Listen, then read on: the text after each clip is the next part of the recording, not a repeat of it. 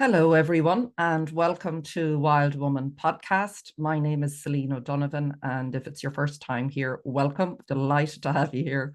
I've a lovely guest with me today, an Irish woman called Johann O'Callaghan. She's a best-selling author. She's an award-winning entrepreneur.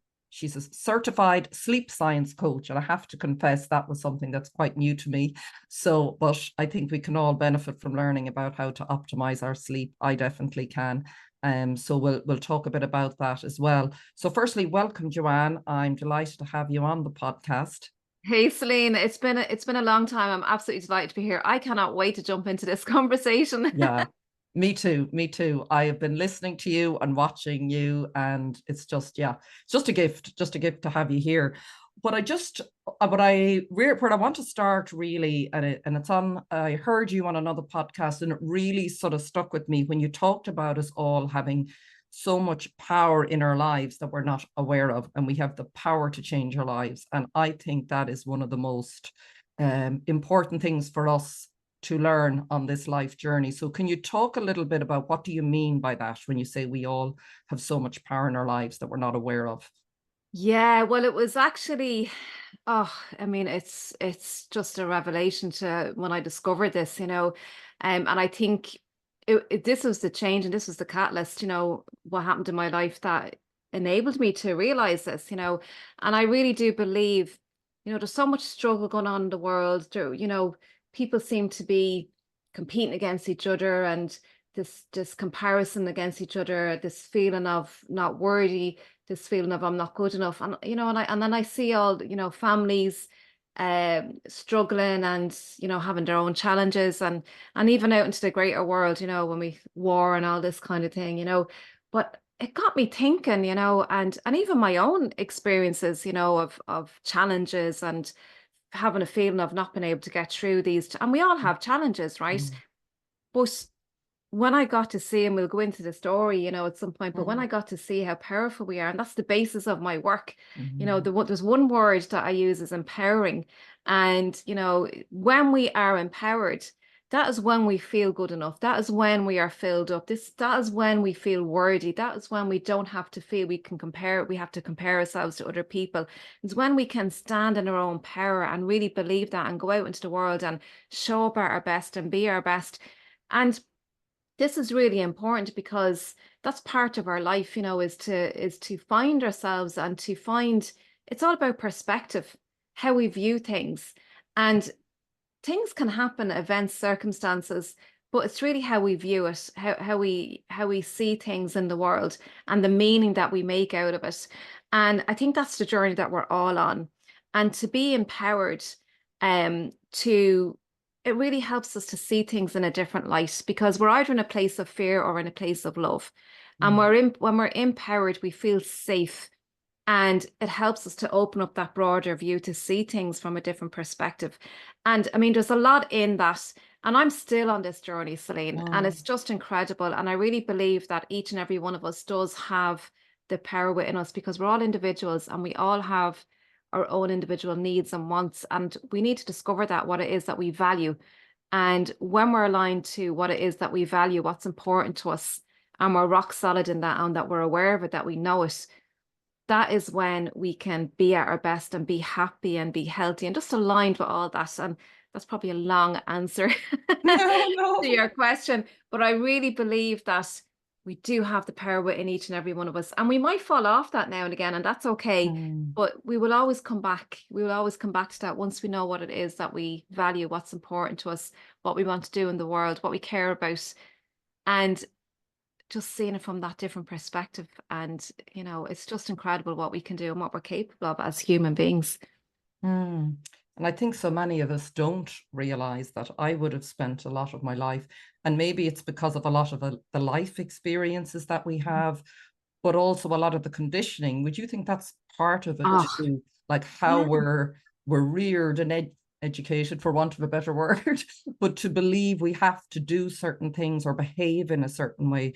Do you think that's a big block to stepping into that power of? Absolutely. And I think it's part of the challenge as well. And we have to have that. You know, we have to have that as well, if you think about it, for us to discover that it's like the yin and the yang, you know, Yes. it's all part of the whole. But as children, you know, up to the age of 7, you know, we were in this theta brainwave, where everything that's suggested to us, we believe it. And nature did this on purpose to speed us up, you know, to prepare us for life. And so we literally believe, and you know, we're born into an environment where our parents are like gods to us, you know, like we just believe everything that these two beings tell us, or, you know, show us, or whatever. So we just take that on. And then we're introduced to our teachers. We go to school, and then we have our peers when we're teenagers, and we, you know, you hear of peer pressure and all the rest. And, you know, that's a whole other thing as well. But as we're growing up, and even in school, and you know, there's a lot about schools that I don't necessarily agree with. You know, we're being told to be a certain way. We're told things rather than for us to discover something, right? We're told this is the way it is. Even in school, we're taught to memorize things and recall things, and rather than be creative and find out what it is that we really value. What it, you know, we're told to go out and be a lawyer, be a doctor, be a this. What do you want to be when you grow up? You know, we hear this. I remember when I was in school, I was asked that question. I hadn't got a clue, and I just said, "Oh, secretary," because everybody else was saying, "Oh, I want to be a secretary." I hadn't got a clue what I wanted to be, you know, and it seemed like a far-fetched kind of a question. But I think really, you know, we can be so conditioned, and from we've many teachers in our lives as we're growing up, and it can get very, very confusing for a child as well. But ultimately, I think the best thing that we can do as parents is, and I really value the family environment, because that is the first place where children, it's the foundation of children, right? And that's what they need, to feel safe. They need to feel safe and nurtured, right? So that's a need that every child has to have. And when every child can feel safe and nurtured, that's when they can feel safe to go into the world and be who they want to be, without the fear of judgment, without the fear of criticism, without feeling I'm not worthy, right? They can go out there and be that fully and fully expressed. And I think that's what's missing in the world right now is, you know, and parents, bless us, like, you know, I'm a parent myself, and I got it wrong. I'm not perfect. I got it wrong. And I probably still am getting it wrong, right? But I'm learning, and it's all about an awareness. But if we can provide an environment for our children to not make them wrong all the time, and let them experience pain, as in like emotional pain, but be there to guide them, be there to support them, be their friend. Don't always be their parent, you know, be their friend as well, that they can confide in. And I think that's what's really, if you, Dr. Gabor Mate said it best. He said the greatest gift that you can give your child is his or her own happiness. And Beautiful. Yeah, I when love they that. can have that, like, think about it, that's when they're fully expressed. And look at children, they don't hold back, they've no fears. We instill the fears into them, you Yeah. know, and limit them. And it's not our fault, like we've been taught that from our parents. But everything is changing in the world at the moment, Celine. Everything is, like, I don't know if you've felt it, you know, in the last number of years, especially the last 5 or 10 years, it's really shifting. And everyone is kind of starting to wake up and question things. Why is it this way? Why am Yeah. I the status quo, like, you know? And Mm. thinking for ourselves, and what is it that's important to me, you know? Mm. And Mm. as adults, even whether you're 40 or 50 years of age, who you're being right now, and we can still change and be an example for our children, be an example for the younger generation, because they're our next leaders in the world. And it's really important, whether you have a child or not, whether you're a parent or not, you're still influencing children of the world, you know, and we need to Mm. look after children. There's an awful lot that's happening now with AI and technology moving really fast. We need to really, it's so, so important that our children feel safe and nourished in this world. As you can see, I'm so passionate Oh, about. it's a beautiful, beautiful message. And I forgot to mention at the beginning, I know you have an empowering family health podcast. Yeah. So I'll be linking all this at the end, and I'd encourage anyone to listen to it. And yeah, I mean, I don't have children, but I nearly feel my own little inner child jumping up and down as you're speaking, because I think, firstly, I'll ask you just, okay, so is the number one thing, as someone who has children, or we all have children at some way in our lives, what is Yeah. the number one thing you should say, would suggest we do now if we can? I know what you're saying about loving them and helping them, but like, just even a practical step, if there's a child Oh, in your life that you know, what would you do today if the first oh. child I meet? So children are they're fly by the moment. They're real. They're in the moment, right? Um, I've had this. So this is just something really typical. So there you are. You're washing the dishes, right? As a parent, you're getting the dinner ready and you're washing the dishes, and your child comes up to you and goes, "Mommy, mommy, look at me. Look at this." You know, the picture they drew or something they did in school. And most parents would say, "Oh, hang on a second. Wait till I finish doing the dishes and then I'll have a look," right? So think about that for a minute. Mhm. So what you're really telling your child is washing the dishes is more important right now.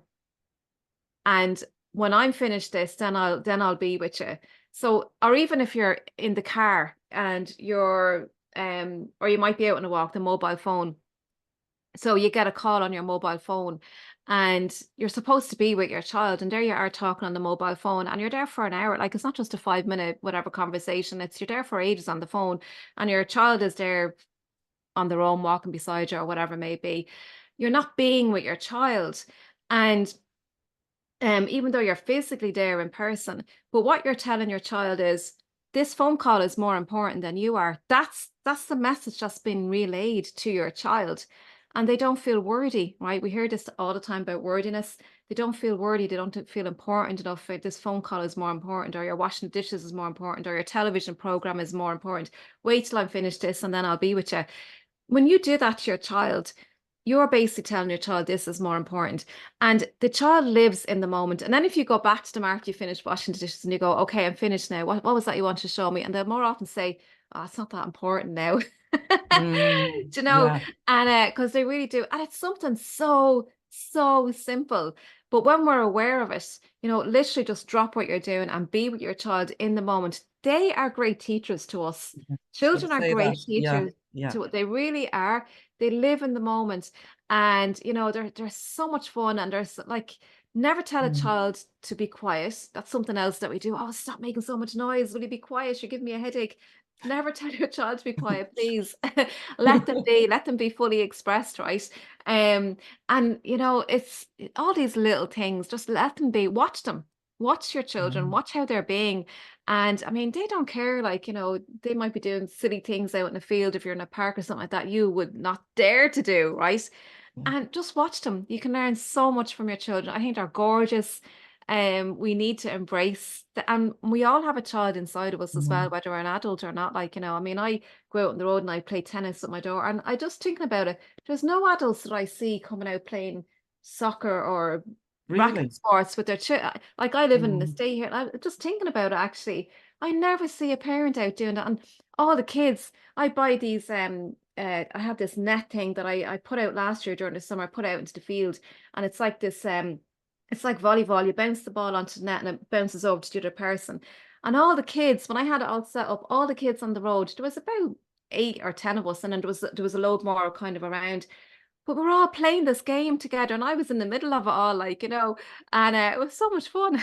It was Permission so to much be fun. Yeah, yeah, it was so much fun, and it just gets you out of that. I have to make the dinner. I have to do this presentation. It gives you that rest. I talk a lot about rest, right? I'm a sleep yeah. coach, but Yeah. rest and We'll get sleep are into very that. important. But it's a Yeah. rest component, having a bit of fun. We Yeah. as adults don't have enough fun, and we need Yeah. to kind of embrace, have a bit of fun to break the monotony of all the responsibilities that we have in life. Yeah.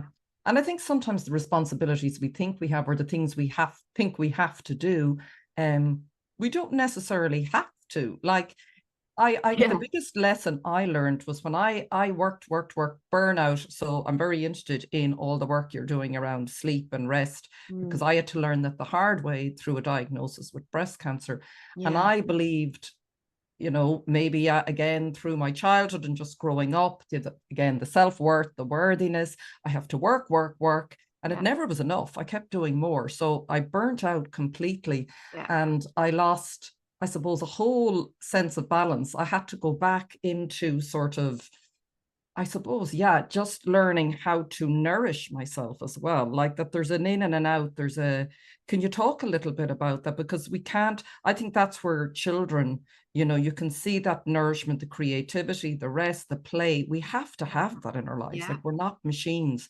And Yeah. I really had to to sort of, the other thing I learned from that was, and someone said it to me as soon as I was diagnosed, and someone else I know who was sick said, your job notice will be in the paper quicker than your obituary, Yeah. meaning that is how all of these things that we believe are so important. Life goes on, you know, there are day-to-day things, but there's a perspective there, isn't there, as well, that we Yeah, yeah, have to absolutely. And find.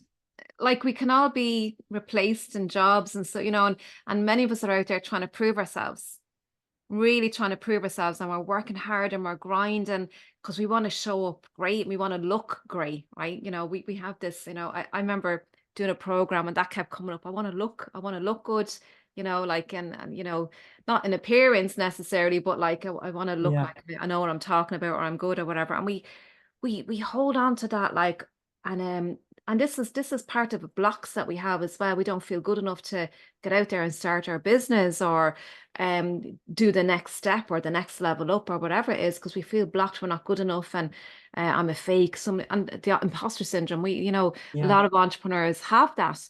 And I do see a lot of burnout, and there are people who are very successful in business. Like they really are, like they're really making a difference in the world, but it catches up on them if they're not looking after themselves. And this is where burnout can creep up, and it can happen without us even realizing it, right? Because we can Mm. adapt.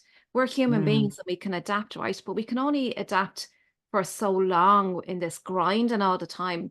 And you know, there's a lot of, you know, over time people say things like, oh, I'll sleep when I'm dead, or I'll sleep at the weekends, I'll catch up at the weekends, or this kind of thing. And Mm. we have to be careful what we're saying as well, because words have energy. And I know you get this, Celine. Mm. Words do have energy, and what we say is what we believe, and what we believe is what we prioritize. So if you're sacrificing sleep to work hard, you'll believe sleep is not important. And if sleep is Mm. not important or rest, you're going to sacrifice it. It's not a value. It's not something you're going to be aligned to, right? Um, but here's the thing: we were never designed to work all day long, nonstop, like 9 to 5 o'clock. And, you know, I mean, I used to work in a big corporate organization for 17 years. And, you know, you got your breaks, you got your lunch break, and you got a 10 minute in the morning, a 10 minute in the afternoon, but it's actually not enough, Celine. I was Mm. sitting there at my desk for hours on end. You know, I had a computer, you know, desk Mm. job type of thing in an office. And I was actually sitting down for, like, sitting is the new disease, as we hear quite an awful lot as well. We were never meant to be sitting for long periods of time either, and staring at computer screens. Our eye health is something else now that's been looked at as well, especially with young kids. Eye health, that's another conversation, and blue light. But Mm. but yeah, there is, and rest is part of being able to sleep well, because if we're not resting during the day, we will be exhausted for sleep, and we actually need energy to sleep.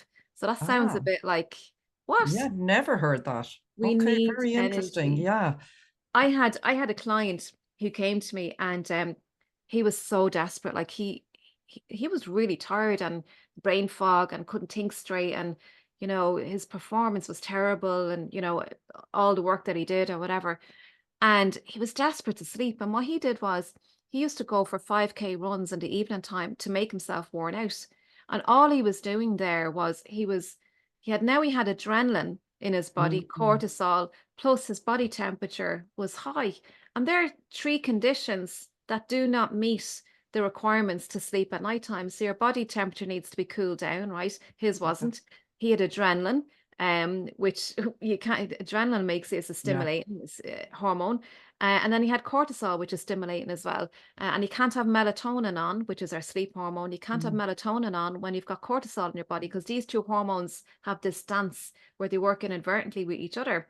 So when he understood that and changed his routine and did his run in the morning, he's having so much, like, and it was just a simple change. He's still doing the same thing. It was just a timing thing that he did differently. And now he's sleeping so much better. But he was burning himself out to the point of exhaustion where he couldn't sleep at nighttime.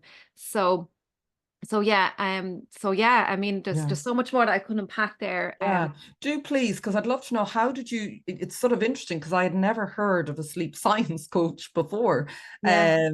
And you know, we hear about, you know, yeah, I need to get a good night's sleep, but I don't think, like you said, many of us take it that seriously. Like, I've so much to do, and Yeah. yeah, you know, I'll catch up. So what led you to sleep science, and training as a sleep science coach, Yeah, if that's what you because did?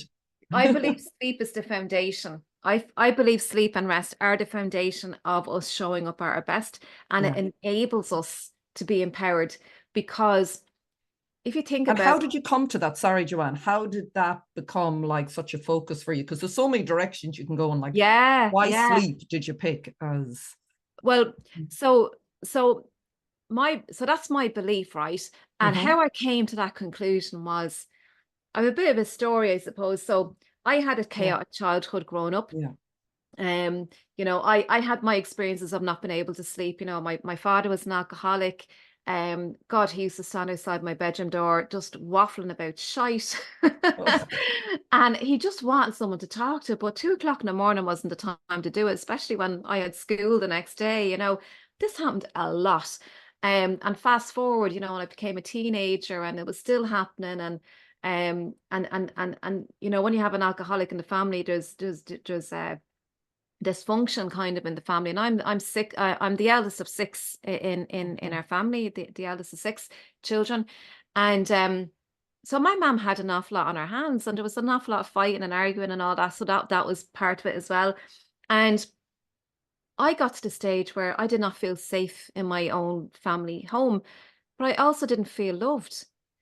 And I know my mother used to slag me an awful lot, years and years later, and I never really fully understood it, but I actually didn't feel loved.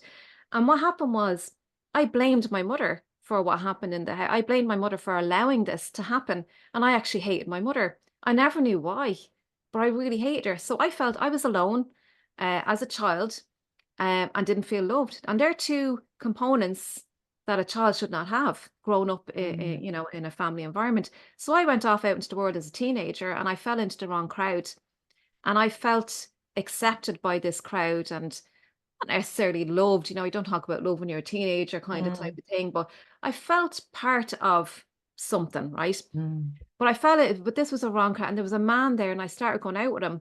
And I was only with him for a few weeks, and before I knew where I was, Celine, uh, I was abused by him sexually, and I ended up having a child, and I'm 16. And I'm still in school. I'm doing my leaving cert. So I was there. I was in school, sixth year, pregnant. Uh, Fell in and out of school for a couple of months. I had terrible morning sickness. Again, I was the eldest of six kids. So everyone, and we only had one bathroom. And in the mornings when we were going to school, everyone's wanting to use the bathroom, and I had morning sickness. And I used to bring towels into my bedroom because there may have, there was many a morning that I needed to get needed. I wasn't well, and I needed to Mm. throw up or whatever. It's all part of morning sickness. And so that's how I dealt with that. So there was lots of secrets. My mum didn't find out until I was 5 months pregnant. She found out. But there was all of that, right? And obviously more sleepless nights. And that was a whole trauma. I ended up in a mother and baby home where I actually sat my leaving cert. I went into labor the day I finished my last exam. So there was a lot going on. Um, and then fast forward, I got married. Eventually I got married. He wanted to have children. I was not having children because my experience of having children was when I was 16. So it was like, I'm not a baby making Mm, machine. That's how I said it. mm, Like, I was laughing and joking, but 5 years passed by, and he was like, can we start a family? And we went for counseling. Eventually we got pregnant. It was great. It was really great. I was actually felt safe to have a baby, and got everything organized. We moved to a brand new house, bought a brand new car. It was brilliant. The baby was due in December. And the 7th of December, the baby was due. And that day, my baby died. So that was traumatic, especially after getting over feeling safe to have a baby and all of that. And I changed my whole view of God and anything more powerful than me. I was like, that's a load of horseshit. mm. This after happening to me, and I just broke all connections with anything that was more powerful than me. So I was very alone and very frightened. And it turned into, over the years, I went into depression, anxiety, sadness, grief, all that sort of stuff, right? And my husband had his own journey. And eventually I met a spiritual lady. And it was through this spiritual lady where I had a whole turnaround, because I had just broken connection with everything. And it was like there was an entity inside me, and it was growing deeper and deeper and stronger, like a real hate. And it was actually consuming me. It was very frightening. It was extremely frightening. I envied people who were having children, and I said, you know, those parents don't deserve to have those children. Then I started hating children for being children, and it just got really weird, right? But I met this spiritual lady, and she started by teaching me to love myself. She started to teach me how to love myself again, and that was really what was missing. She taught me how to forgive myself. Huge. She taught me how to have fun. Massive. She taught me all these qualities about myself. And it was through this process where I realized I was the creator of everything in my life. Yes, I had all these circumstances, but I got to view it in a whole new light. And what happened with Megan, my daughter who died, I got to see that as a gift. And it brought me onto other things, right? And I'll talk about the sleep, which is a very big part of it as well. But I got to see a whole new perspective of everything. And I mean, it was developing. It was so strong. And that was when I said, oh my God, I've got to, I wasn't really wanting to share this with everybody right there, but it was like, this is big. This is big, that I am very powerful and I create my reality. And it's how I see things, but it's where I'm standing right now, you know, that, you know, what's going on, how I'm feeling, that enables me. And it's so much bigger than that even. So anyway, I met a mentor. I wanted to be an entrepreneur. I went out and I was curious about holistics. So I started doing massage, Reiki, all those energy things.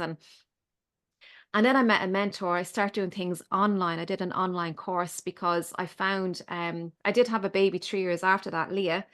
And I found when I had her and I was doing all the massages, I was very limited to what I could do because I was minding my young baby. That's when I did my online course. Then I met my mentor, and he said, Joanne, you got to write a book. And I was like, I thought only famous people wrote books. And he said, I was like, what I write a book about. And I realized a lot of the clients coming to me were tired. They'd no energy. I said, oh, here, I'll write a book about sleep. And when I wrote my book about sleep, it's called How to Get a Good Night's Sleep. I did a lot of research, and sleep was really only being really looked at in depth, you know, at that time. What year was this now? Like 2017. Okay. That was when I released my book. And it was really only around then. There wasn't that many books out on sleep at the time. I know Matthew Walker, Why We Sleep. I think that was out around that time. And I learned a lot from that book as well. And Dr. Michael Bruce, he's another doctor, a sleep doctor that I always follow as well. He's in America.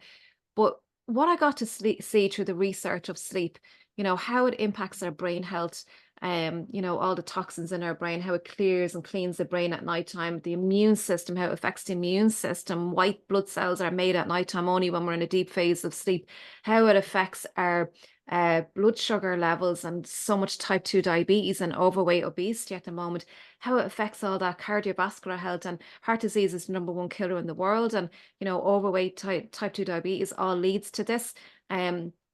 Our hormones, our fat burning hormones are at play at nighttime massively. It actually impacts us on how we can lose weight while we're sleeping, right? It's like everything just opened up, and it was like, wow, our relationships, how we can be with each other. Our amygdala, our emotional center in our brain, is amplified when we don't get enough sleep. This is what has us be real triggered. And, you know, somebody says the wrong thing to you and you're off on a rant, like, you know, you're triggered. And it's like, oh my God, like all this stuff that happens in our bodies when we don't get enough sleep. And that's on a physical level. And then the emotional level, we talk about mental health in the world at the moment. And the sleep centers in our brain are the same areas in the brain that are associated with mental health. oh my God, who would have Mm, known? Like, and it's just fascinating. So mm, after I wrote this book and released it, I start getting media interviews and podcast interviews and newspaper releases and magazines and all this stuff. And I start doing online courses on sleep. And it's just profound. But I believe that sleep is the foundation of everything and how we show up in life, from our physical health, our mental health, our emotions, our relationship with people, our productivity, our performance as an entrepreneur. And I believe that we can be in a better place to ask better questions of ourselves and to find the resourcefulness, the resources inside of us, mm, right? Because that's we don't ask the right questions, but we can be more open and have a wider view when we've slept well and we feel safe. mm, And it's just so profound what sleep can provide. And we can't survive without sleep. We will die. That's how much we need our bodies, our minds, our brains, and all different levels. We're multidimensional beings as well. Even spiritual health, and spiritual health, you could define it as, something bigger than ourselves. That we need to kind of attach onto that belief of something bigger that we can hand our worries over to and ask for help. And everything is energy, even out in the universe, mm, everything is energy. I know that you get this, Celine, mm, and it's so profound that we're doing it all backwards. We need to mm. start with ourselves and be at our best ourselves. And that is what will ripple out into the environment. That is what will ripple out into the world, into your family, into your homes, into your children. That's why parents have got to put the oxygen mask on first. Look after Mm. yourselves first, because our children don't do what we tell them to do. They might initially, but it's short lived. But your children will become who they are based on who you are being. And who you are being, how you show up in the world, will depend on how you mind yourself, how you care for yourself, which includes getting a good night of sleep and resting well during the daytime. So, Wow. Wow. You covered a lot there. And firstly, thank you very much for sharing your personal story, or some of that. I know we went through it quickly, and there's a lot more to it. And thank you for being open and vulnerable to share it, because I think the power in sharing our story and whatever we're ready to share is so impactful. yeah, Because I yeah, think, just from talking to you before as well, it's not, just about the story, but it's what the story symbolizes and how it yes, can help us transform our lives. yeah, And, no one would wish what you went through on anyone, but it seems this is the experience of life, that however you look at life, we are all going to experience pain of some sort. yeah, And I heard a woman yesterday on a podcast I was listening to talking about pain being the agent of change. And I yeah, sort of liked that, because from what you're describing, and I mean, you obviously were very resilient, and we are more resilient than we believe, I think, yes, like what you survived and came yeah, through as a child. And I cannot even imagine. But then that you were able to, what would you say was key in that shift of, I know you met, was it meeting someone? Was there something in that went, okay, you talked about the hate and where you were going. Was there a moment that was sort of, okay, I can't live like this anymore? Because I yeah. think we all have to hit a point. What was that transformative sort of I do remember moment? waking up one morning, and this, I mean, I was avoiding, like, my brothers all had families of their own at this point, and their wives were pregnant, having babies. And I can't tell you how hard that was. And when they had their children, I used to ring my mother ahead of time, and I'd very casually say, have you any visitors this weekend? I'm thinking of going down to for the weekend. And really what I was asking are my brothers and sisters going down with their kids. Like, that's what I was really asking. And they all knew this. We laugh about that now. Thankfully, we can laugh about it, but they all knew this. And it was like walking around on eggshells. And this went on for years. And I hated being around children. Like, I can't tell you, it was like children, they're innocent beings, like, and it was the hatred. But I woke up one morning and I said to myself, this is not who I am. Like, I'm a lovely parent. Like, I am a lovely person. And like some people, you know, won't like me, and that's okay, but it's just because they're not aligned with me. And we all have that as well. And that's all that is, right? Mm. Um, and even the work that we're doing in the world, you know, as a business person, some people won't align with me, and that's okay. It's Mm. just that they're not Mm. aligned with me, you know. Mm. But I was like, this is not who I am. And I really, really got that. And it was like there was another force inside me, and I didn't like it. And it was turning really bad and evil.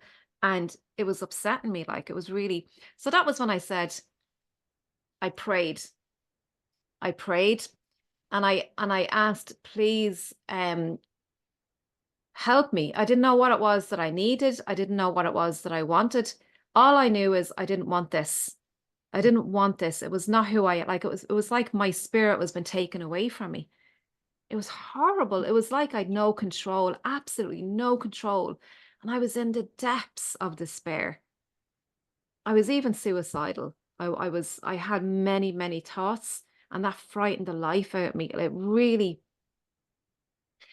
frightened the life out of me to even just have those thoughts and to think that those thoughts had power, because they did. They had power, and they could, if they gripped me when I was, you know, in the wrong moment, God knows what could Mm. have happened. Like, you know, the what if. And that was when I prayed, and um, it was really weird, like what the universe provides for you, you know, because I went into a health shop. This was, I don't know, a few weeks later. I went into a health shop and I asked, have you any self-development programs? It was a weird question because Mm. all health shops only have is Pilates and yoga, Yeah. right? And I went into this health shop and I asked, have you any self-development programs? Well, your man nearly fell off the chair. Yeah, that is just the weirdest thing, he said, because I'm literally a half an hour ago, after finishing up having a meeting with this spiritual lady. He didn't call her a Mm. spiritual lady, but I keep referring to her as a spiritual lady.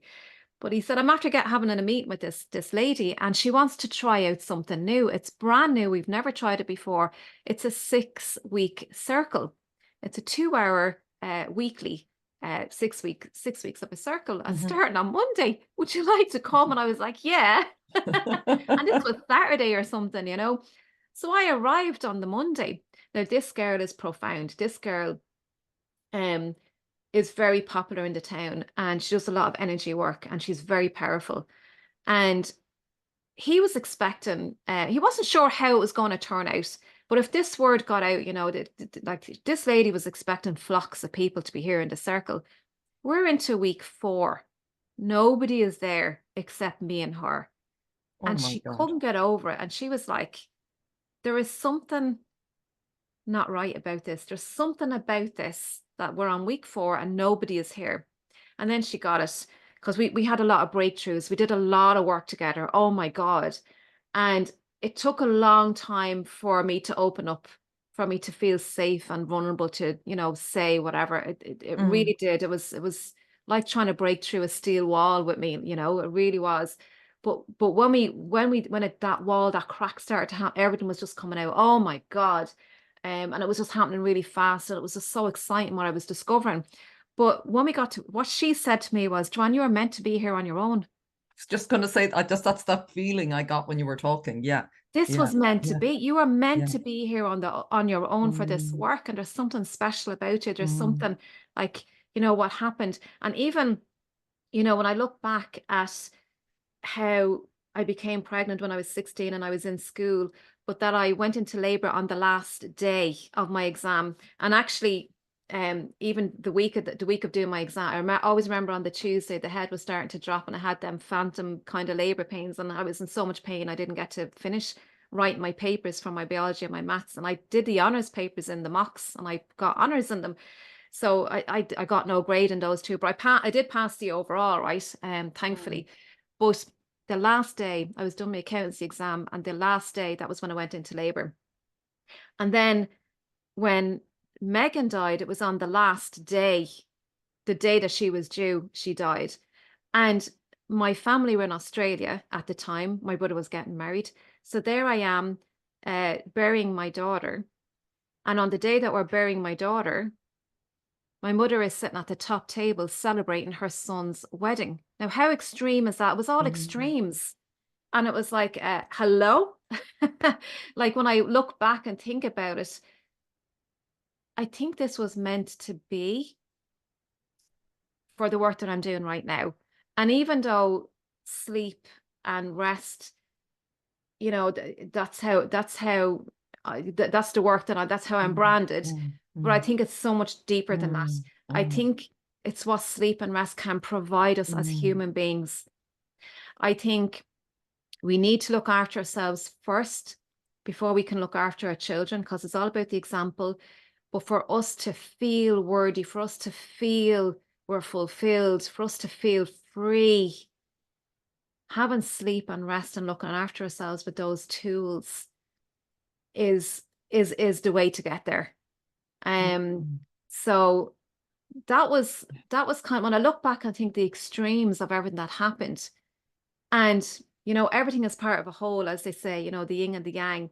And you cannot experience the greatness unless you've experienced the depths of sorrow and the depths of anything, you know. So I really believe in this work. I'm not always getting it right. I do need help. I'm just me. I have my own skills as an individual. That's why I believe in community. I believe in empowering other women as well, because I believe women have a far greater role than they realize. We have been leaders for generations.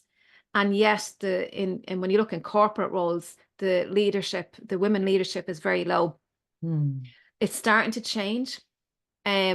We have a lot of skill, and this is not about men and women, right? It's what it's about is women are not, they don't realize, and it's not being recognized by society. And we've been dampened down over the years, you know, that our role is a parent to be at the kitchen sink in the family home. And we've been leaders in that environment when you think about it. And it's one of the hardest jobs. It's one of the hardest jobs out there, right? And now there's a lot of entrepreneurship opening up now in our younger generations. There's more entrepreneurship now opening up. And never has there been a time now for women as leaders in the family and entrepreneurship to step into that role, to show our youth of today, because heaven knows we need good leaders in our world who are authentic, you know, and who are leading from the heart-led entrepreneurs. Yeah, heart-led, yeah.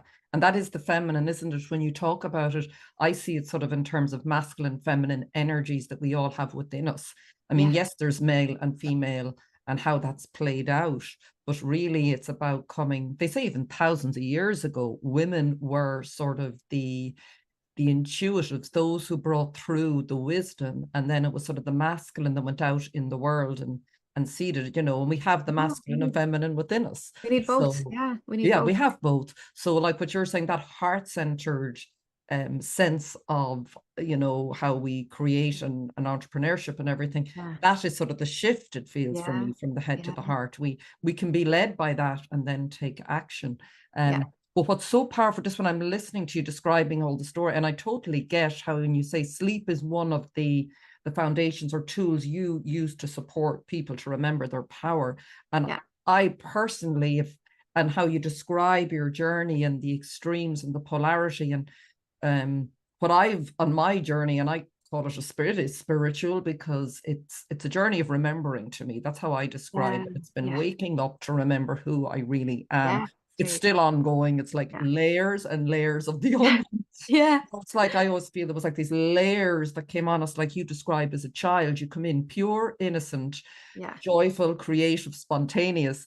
And then this is just the journey of life. It's not to criticize, it's just what happens. All these different layers will come upon each of us in different ways. And then we reach a point where it's like, okay, amnesia done. It's now time for you to crack out of that and go back and remember who you really are and what you're here to do. So your story obviously is very extreme and challenging, and I'm really grateful to you for sharing it. And I think just maybe for somebody who's listening as well, who might be going, oh my God, I'm going through whatever it is, struggles or pain. And I've been there. I've said it before. I've been there at times where the thoughts of not waking up the next morning were very attractive to me. You know, really, really, where I understand that pain. It's so difficult. Yeah. So for someone who's listening and maybe is there and saying, I can't, like I'm listening to Joanne, and she's so bubbly and full of energy and love and life, and I just kind of, what would you say to someone who's in that position right now that might help them even take a first step? What could be the first thing they might do? Yeah. Look, as human beings, we're very hard on ourselves, and we look for complicated solutions. And that's the nature of being human being, right? Um, you know, the hardest thing that we can do is, when we're traumatized, or, I know that word is used an awful lot, and there's different levels of trauma, right? There can be nuisances, it could be a small thing, that can stress us out quite an awful lot. And then there's the trauma, and then there's the lifelong, what happened in the past and what have you. And going back to Gabor Mate, he said, the trauma is, it's not what happened to us. It's the biology of what it left us with, because we're still experiencing that biology in our body.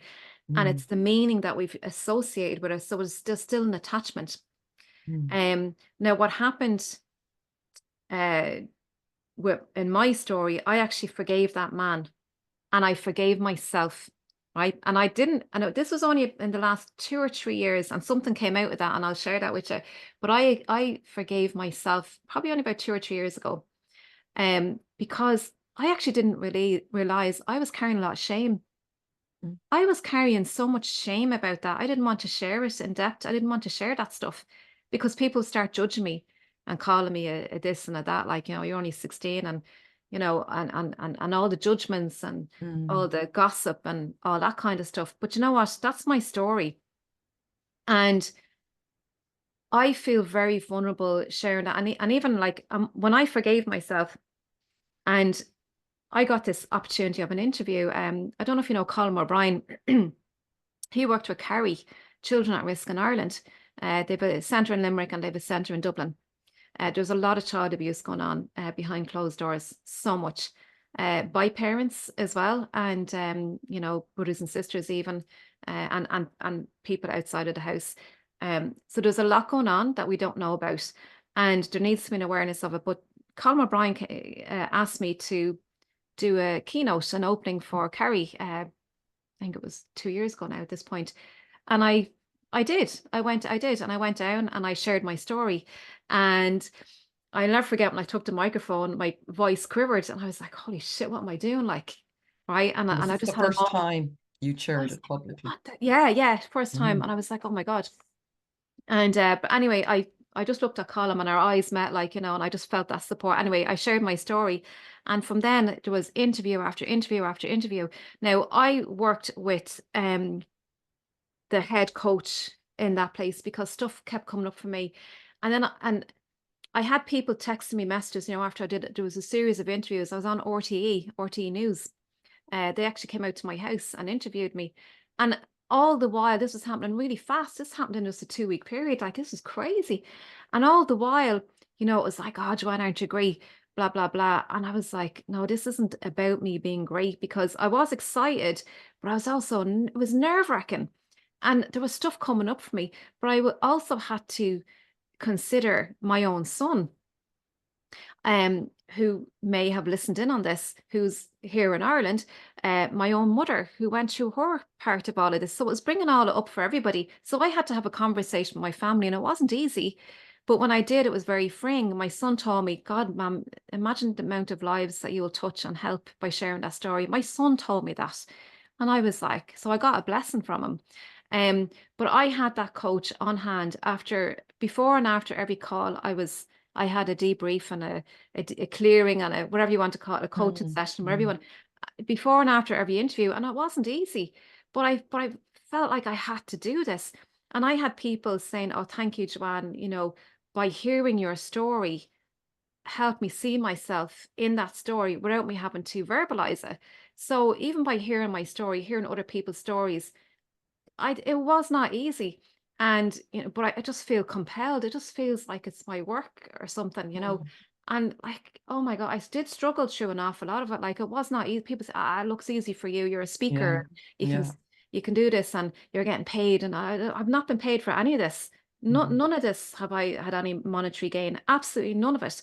I just really feel that people need to hear my story so they can see myself in it, see themselves in the story, and give them a bit of hope, and to ask for help and not expect anything. Just because if you have that willingness to want to change, that's where it starts. Is to be aware of it, and then to be willing to want to change. And be ready then. Be ready when an opportunity comes up. It could be just somebody speaking to you in a cafe. You will not realize the clearing that you'll get and just having a conversation about that, the freedom, because holding all them secrets is exhausting. Absolutely exhausting. It really, really is. So, and you know, just doing something simple to make that change, like that 1% that we hear about all the time, just something simple, and then build on that. But I think the first thing is to ask and to be willing. And you may just be asking the universe or whatever you want to call it, like, you know, just having that intention. And you'll be surprised at what will come to you, and be open and be ready to receive it. And it's whatever you're able for and whatever you're ready for. But keeping it all to yourself is not the way to do it. It is exhausting. It will burn you out. You will end up getting a disease of some sort. Because, I'm living proof of that. Everything's energy, and it will manifest in your body. You need to be able to clear energy. Oh my God. So powerful. That really thank you again for sharing that. And it sounds like, and I know, I mean, it's incredible. I can't imagine just to come out, because as you said, the judgment, you don't know what you're going to face or what the response, but in everything you're saying as well there, and about the choice and the willing to change and the freedom that comes from that, what I keep hearing is letting go. We have to at some point surrender. And we can be surrendering to whatever we think that is, but there's an element of, I can't do this anymore on my own. I can't control this. I can't keep this in. I'm going to die. I'm full of hate. I'm full of whatever. So isn't there, because I remember that in my life, there was a moment, and I say it more metaphorically, where I was driving, but I felt like I just took my hands off the wheel and went, I can't do it. I just can't do it. And it was around the time I had cancer, and I was trying to keep up all of this image of, oh yeah, I'll be back to work shortly. I'm fine. And like my body just crumbling and falling apart. And I had to get to that. But bit by bit, like you describe, one or two people, little things, conversations, a word, and maybe someone saying, gosh, I know what you're going through, just give me, you know, whatever, tiny things in a coffee shop, and those things will come. Absolutely. That really, isn't it? It's absolutely. And even what you were saying about, you know, people judging and what have you, I got, while there was loads of people saying, thank you, Joanne, blah, blah, blah. And I'm an introvert, right? So like, I was just getting overwhelmed with all these messages, and it was great to see that it was helping people, right? It got very overwhelming for me as well, receiving all these messages, if that makes sense, right? I felt uncomfortable or something, or not. Just, it was like me making all this difference. I started to make myself small again, like, you know. But there was one or two people. There was one in particular, I got hate messages, and it was vicious. It was a vicious message that I got. And so just to know, like, you know, and for 2 days solid, I was out in Wicklow somewhere. I was doing a treetop walk. I was somewhere out in Wicklow. I can't remember where it was. And I was with my daughter and I was with my mother. This message came in, and it just ruined the whole day for 2 days. But afterwards, what I realized, to make a long story short, Celine, is that person was trying to shut me down because it was touching a wound on that person. And that's where I got to see. And I got to see that they were trying to block me because they didn't want to look at their stuff. And what I did was I had to block that person, obviously, but I sent that person love. And I got where they were coming from. I could see beyond what it was that they were doing. And I sent them love, and I got that. So not everybody is ready to meet me, and it's not always great. I am going to come up with people who absolutely do not want to hear this either. They're not ready for it. So there is that as well. So just to be aware of that for people listening, that, you know, if you do feel compelled or whatever, you know, that might be coming up for you. And that's all it is. And it's okay, you know. but give yourself love, like send yourself love. Always do something to honor yourself. It could be going for a cup of mocha. That's my one, a mocha, a lovely mocha. And that's how I honor myself. Just something small, Yeah, but really celebrate yourself. Do something small to celebrate. And it's all about raising your energy. And when you can raise your energy, then when you're in that place, you may be able to have a look. So yes, raising your okay. energy up by having a bit of fun, treating yourself, rewarding yourself to something, buying yourself something that you, whatever, just Yeah. raise your energy or vibration, put your hand on your heart and think of what you're grateful for, Mm, the gifts mm. that you have in the world. That's enough to raise your energy. Lots of science behind that. Yes, Um, there is. Yeah, I love that because everything is, and I've experienced it in my own life. Everything is frequencies. They say everything is energy and everything is frequency. yeah, The high, you can read a lot of books and the science on that. The higher the frequency, you're moving up into joy and love, and life becomes, yeah, it becomes you start to see it differently. There's a whole sort of that's it. different, isn't there?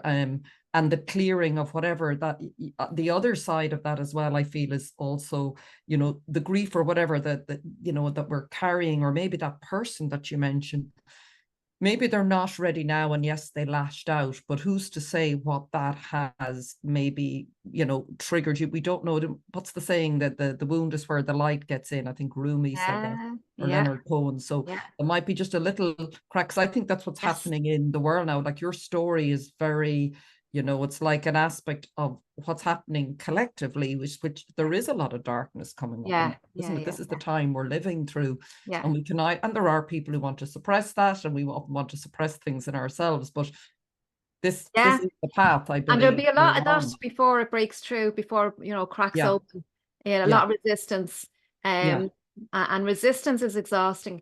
But people will start to, and the more and more people that start to realize who they really are and why they're doing things and what they really want in the world, and that they're not doing things just to please other people. We're all people pleasers. And when we yeah, realize that, and we're standing in our own truth, our own power, and it's like it emanates, and other people on the outside can see this, and then they want to be like you, and they're wondering yeah, what you're doing differently. That's yeah, that's yeah, the way it will be. That's the way yeah, that's the real, that's the yeah, where the strength is. yeah. That's sort of Um it's sort of more by attraction, really, isn't yeah, it? it is. Yeah. Rather than sort of telling people. Yeah. Um, yeah, thank you so much, Joanne, for sharing that. And just to sort of finish up and wrap up, the one thing I just wanted to touch on as well as community, because I know Ah, you're a big sort of fan of that. I've been finding this opening up in my own life in the last couple of years, particularly doing this podcast. There's this whole new yeah. community of women who have sort of come towards me, and I don't claim to take any sort of credit. It's the way it's happened, and I'm very Yeah. grateful. But I believe it's partly because the shift in Yeah, myself of course. and the sort of self-love, and this is the sort of the Yeah. gifts that come, as part of it. So can you talk a little bit about community, the role it plays? I know you're very involved, which I'd like to just finish up by Oh mentioning the yeah. 262 Of project with course. Drummond, Yeah. and there's a book launch going to be in Ireland. But how did that all start for you? That Networking, which is Yeah, community, okay. right? Joseph McGuire introduced me to Deb Drummond, and we had a conversation. She came on my podcast. I went on her podcast. She had a speakership project going on, and I spoke on the stage virtually. Then she had the book authorship. So I'm part of the book, the 262 book. And yeah, it just kept rolling, and she was doing all these summits, and then I was co-hosting on the summits. I met all the other ladies on the summit. I've interviewed them on my podcast, and it just opened up and opened up, and it just kept getting bigger and bigger and bigger, right? It doesn't go the other way. It's just getting bigger and bigger and bigger. Mm. And all these women, what I really got from all these women is, in the old times where competition, when you started off in in a new business, it was always competition, beware your competition and all. That's gone. Like that's, Mm. I mean, That's there's what I enough love in the about world it. for Yeah, everybody. And I really believe that you will not succeed on your own. You won't. You will not succeed. You are born with certain, skill sets, and you're great at certain things, but you're not great at everything. And we've lots of challenges. But part of that is to be able to reach out to other people and ask for help and lean in on them, and they will do the same. So you give them yours, and you can work together and introduce to if you don't have the skill, you can introduce that person to somebody else who does have the skill, or whatever it is that they need or want, or who you think will help. Because the way I have it is, if I have another person like you, Celine, right? You're doing all this wonderful work in the world and you're serving people, right?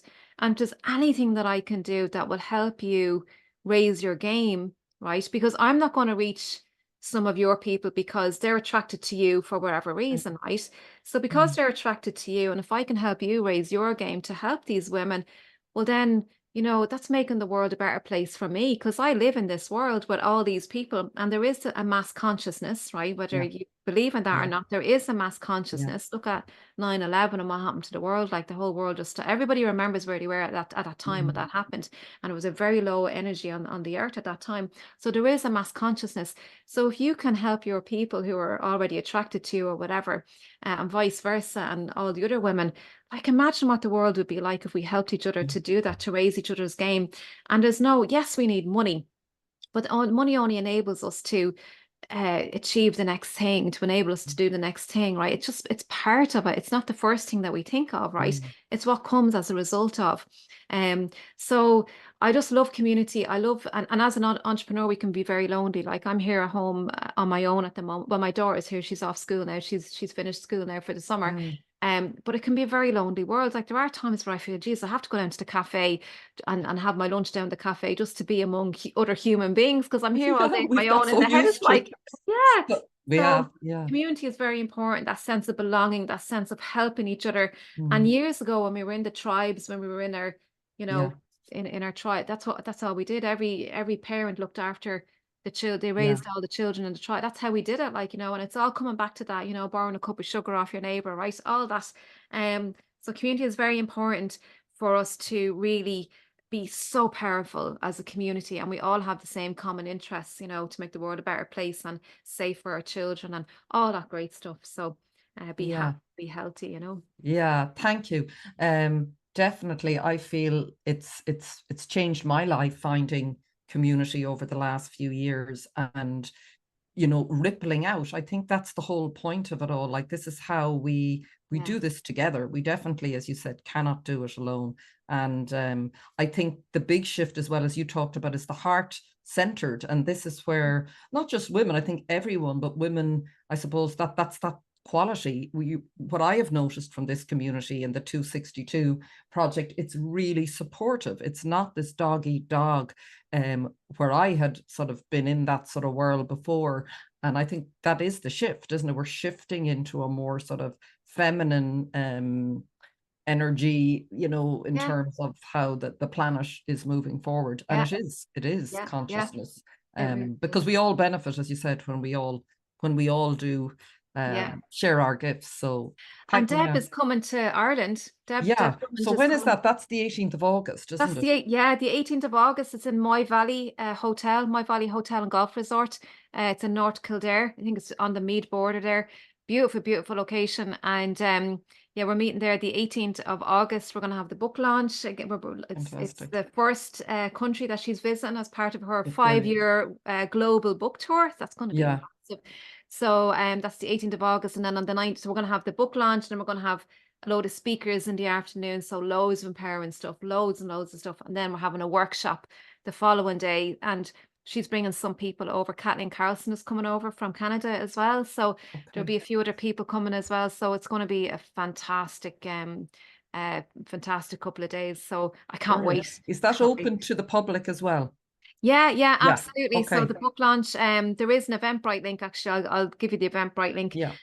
So we're literally just starting to market that now at the moment. So I'm heading off to Australia for a little bit, and so there's a rush to get a certain amount done before I go. I'm having a meeting with Deb now in a couple of days as well. But it's just so exciting, and it's just bringing fun into it all, but really helping other women, whether you're a Yeah. parent, whether you're an entrepreneur, professional CEO, whatever, and there's something there for everybody. And even, look, men are coming to Yeah. this event as well. So it's all about men Brilliant. supporting women too.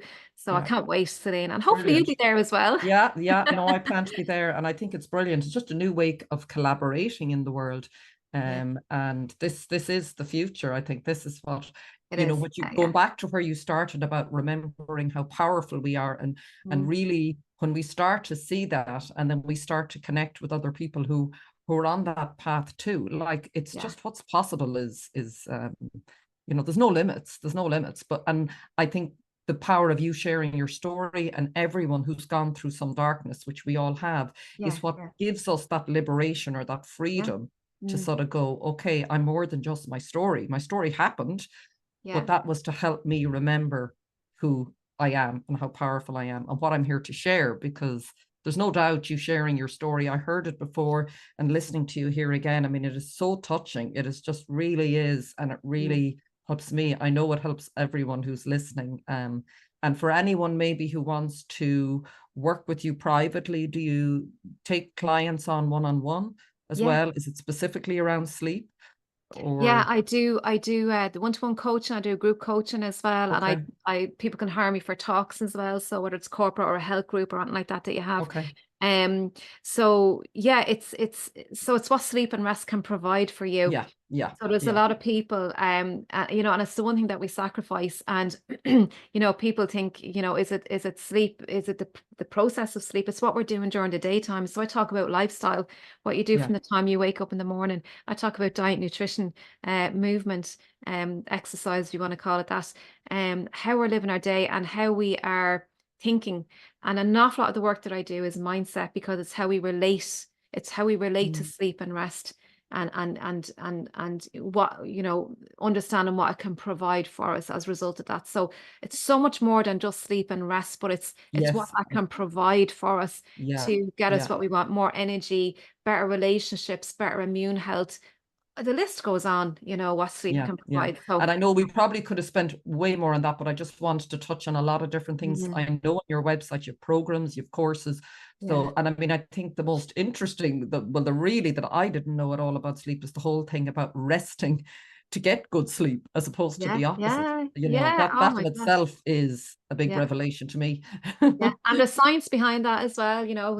I can imagine. With the adrenaline and as well, because I can remember that being so burnt out from work with adrenaline, and then saying, oh, I'll sleep because I'm so exhausted, but I couldn't sleep. I was just worrying. So really important to understand that. And a lot of entrepreneurs do experience that. So a lot more that we could talk. But it is a very big topic. But I'm delighted to have shared my story and hopefully empowered some people, you know, and really to really value our children as well, and let them be children. Like, stop telling them what to do all the time. Like, let them, you know, we are their parents, and, you know, we're there to guide them and in the right direction, of course, but really let them, you know, evolve into who they really are. And that's where the power will be. Thank you, Joanne. I really appreciate your time. Thank you. And thank you so much, everybody, for listening. And I greatly appreciate this interview with you. Thank you, Joanne. Take care. Have a great day. Bye-bye.